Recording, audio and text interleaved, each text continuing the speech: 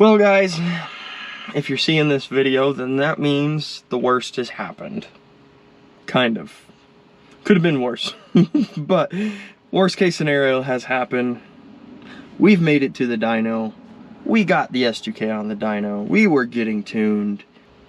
And now we're not. So, let's start off with, first, if you guys haven't already, or if you're new to the channel, I'm Austin Wheeler. This is Octane Media. We build fun little cars, and I'm probably more well known for my Mark 8 GTI content. This is my S2K that we are currently in. It's AP1 2001. Go ahead, hit the like button, subscribe, leave a comment down below. Let's get into the video. Well, we are off. Try not to hold your phone out the window. Saw, dude. Saw, dude. Today's the day. You guys haven't really seen a lot of the S2000 because a lot has changed. It's painted, and we are on our way right now to go get it tuned. So hopefully we'll be able to drive it here soon. Hopefully it makes it off the dyno. She'll make it off the dyno, but she's on the trailer. She's still green, but she's like a British racing green. Not quite that bright, but close. A little darker. It looks really nice. Jet metallic green by Porsche. Sticking with the Porsche themed colors. Last car we painted was our 280Z, and that was in Miami blue. So we're headed to Race Pro Tuning. That's where we took the Datsun the first time. I don't know if I ever clarified what happened to the Datsun as far as the tuning aspect. There was a setting within the Mega Squirt that just had to be switched, and I ended up having to contact Godzilla Raceworks to get that sorted out, but that ended up being all good, and now hopefully we'll be able to make some decent power on the S2K. I'm not trying to push it.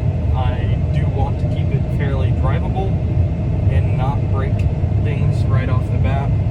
So make a little bit of extra power, but be conservative as well, so we don't blow the differential in the transmission, because AP1s are known for both of those being glass. But yeah, should be a good time, and we're giving Austin's sister this paddleboard, so that's hanging out in the back. So we just pulled up. We're getting ready. Getting ready. Gotta unload her, get her off the trailer, load her on the dyno, see what we can do. They just pulled their 4th gen Eclipse off the dyno. We parked the S2K over there and are now walking back because we parked the truck. We had to go, yeah, we had to go a little bit of ways away. It's kind of city over here. It's not a whole lot of parking. So now we're walking. To see my future car. Potential project car on the channel. Possibly, maybe. Once the S2K is done. Oh, my father-in-law is calling me. Got a blast.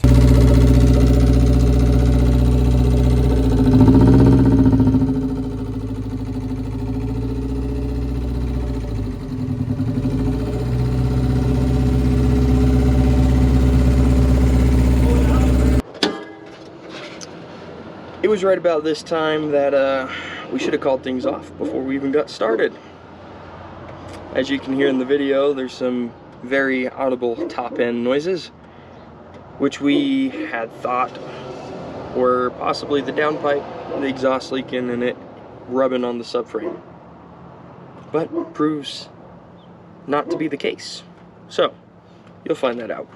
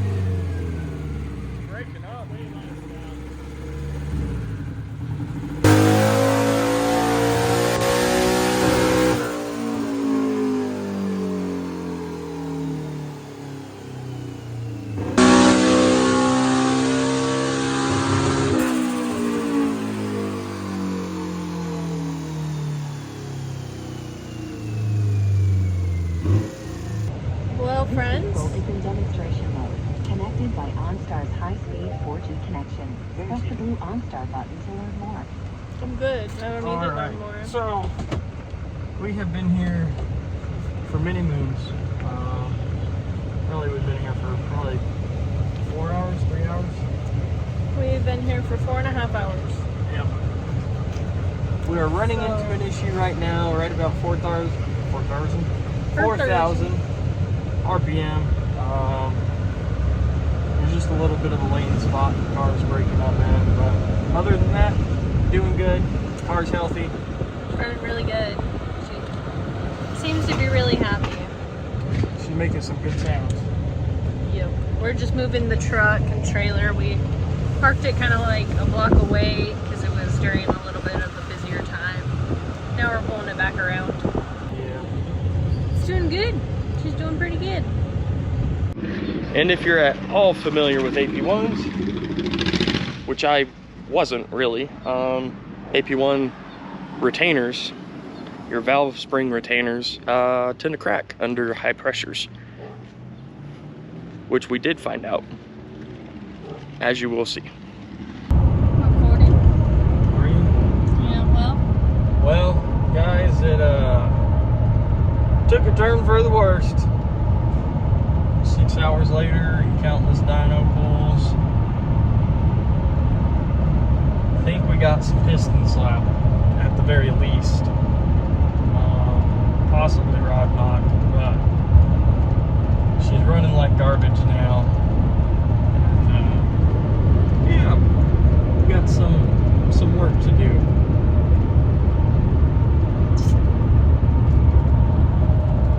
definitely not how we wanted to end the night. But it's alright. We got an adventure out of it. We got to hang out and enjoy the day, meet some new people. So I would say it was pretty successful overall, other than that Yeah, it was sounding really good, and then it wasn't. Yep. Well, guys, one of these things, it's not like the others.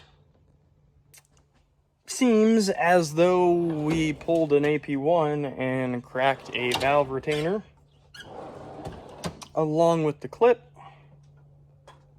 So we now have to pull the head. The valve is definitely bent. You can see looking down at it that it's not in good shape. So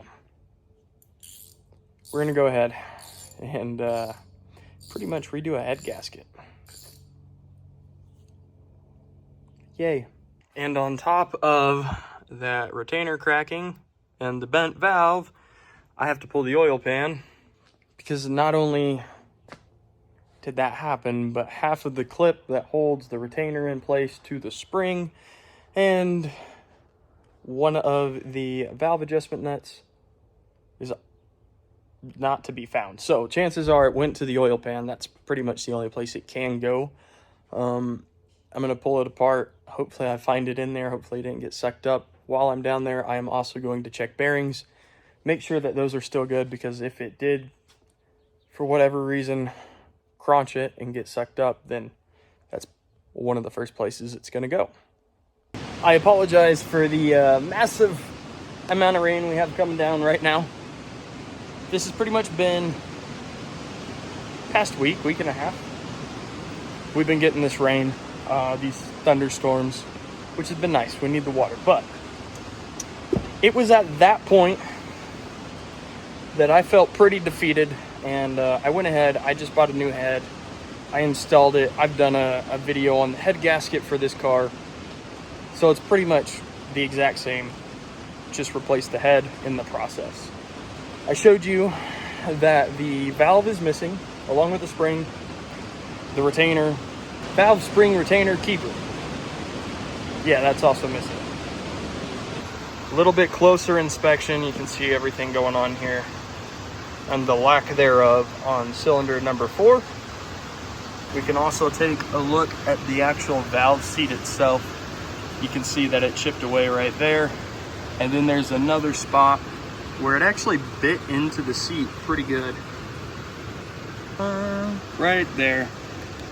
you can see it just kind of took a bite out of it.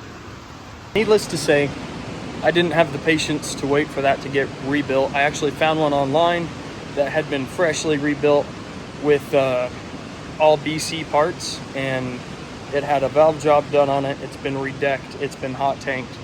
It was nice and pretty, all ready to go. So I went ahead, I bought that one. I mean, probably about 900 to $1,000, and that was shipped to my door. It was a pretty good deal for what it was. So I jumped on it, and now I have an extra head, and that's kind of what I need help from you guys with. I don't know enough about these motors to know if that's worth keeping, if I can get a new valve seat put in place. If not, then the head's probably junk. If you guys know, let me know down below.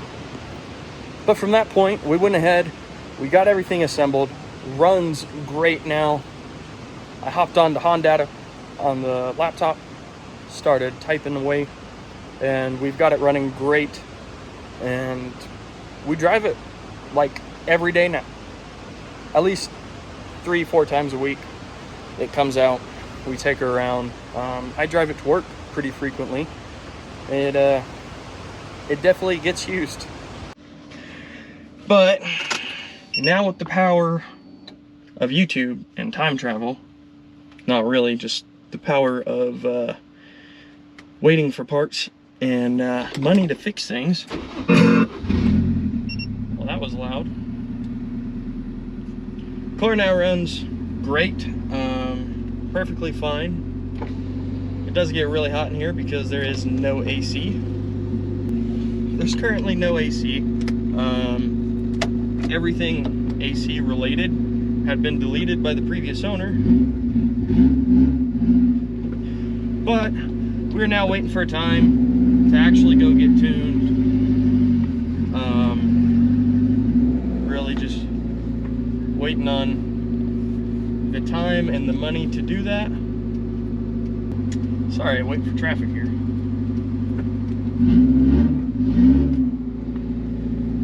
So I did tune it a little bit myself. I'm not claiming to be a tuner by any means, but I know enough to be able to get the car running and driving perfectly fine. I do not know enough to push its limits and to actually make good power on it. So we will eventually go get it pro tuned, and we'll go from there. The car also needs an exhaust. We're just straight downpipe underneath the passenger footwell area, so it's a little loud and a little obnoxious, but we will get that taken care of. That's not permanent.